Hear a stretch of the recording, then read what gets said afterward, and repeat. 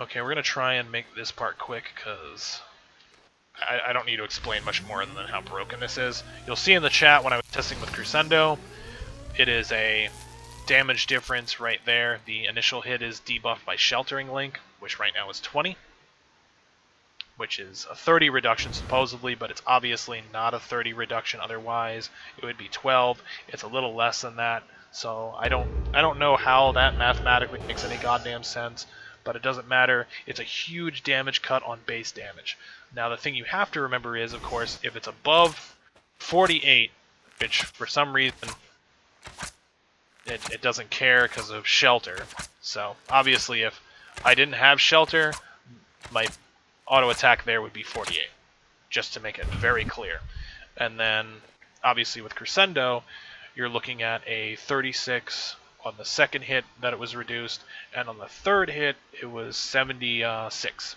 On this one it's going to be 89. I already know that because 135 and then it's going to go to 48 because that's how this ability works. Well, protective link, which is why I've been saying it's broken. 48. That's all you need to know. Broken as hell.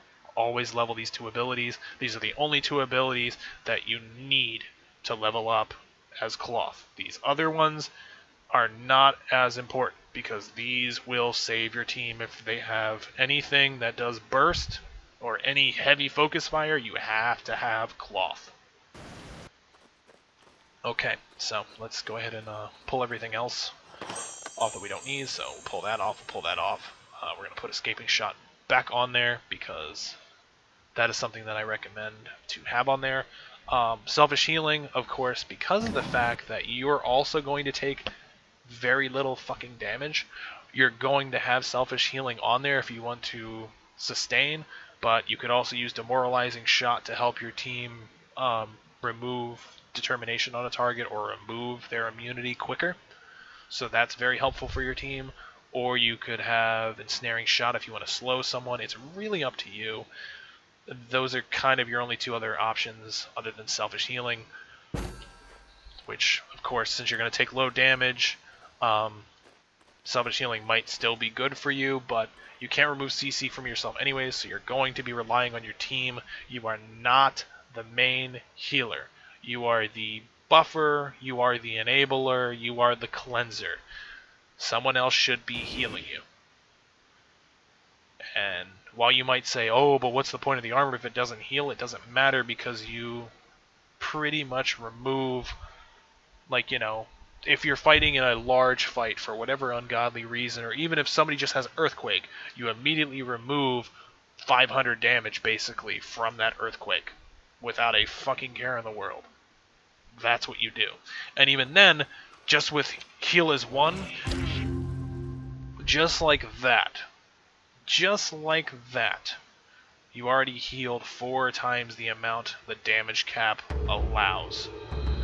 So if your allies can't sustain on that alone, it probably means they're fucking up. And even then, you get healed for a decent amount when you use it as well. So chances are you don't even need Selfish Healing, but it is handy for the fact that you might not be able to have it.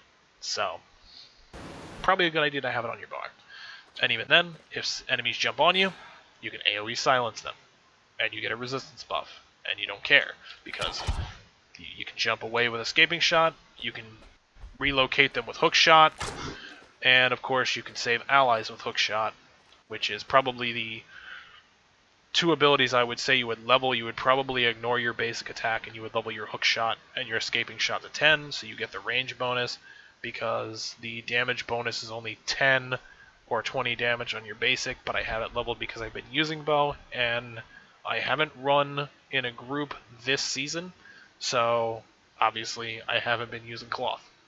If I was running in a group and we had someone running Totem and we had everybody running everything else and I was fighting groups, I'd run this because it's a scumbag. That's the best way to put it. Let's go ahead and go over the 2 cleanses, which is the last thing you actually need to worry about on this build. Which Reversal of Fortune will heal anyone that I heal. Well, not heal. It'll heal anyone that I cleanse of stuns, sleeps, or silences.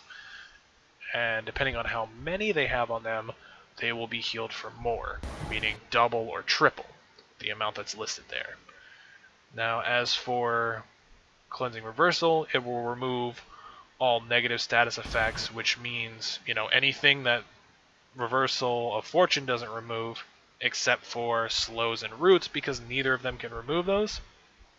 But it will remove, healing debuffs, damage debuffs, damage over time effects, energy damage over time effects, things like that. Those will be removed, and they will heal you for the amount that's listed there, and multiply that based on the amount of targets in the area. And that's pretty much all you need to know. Cloth is meant to be played, at least currently how it's designed, as a mobility buffer that can heal okay, but do not run out of energy because you will kill your team. You do not want to do that. You want to pretty much be able to keep sustaining the entire time, keep yourself alive, be ready to cleanse.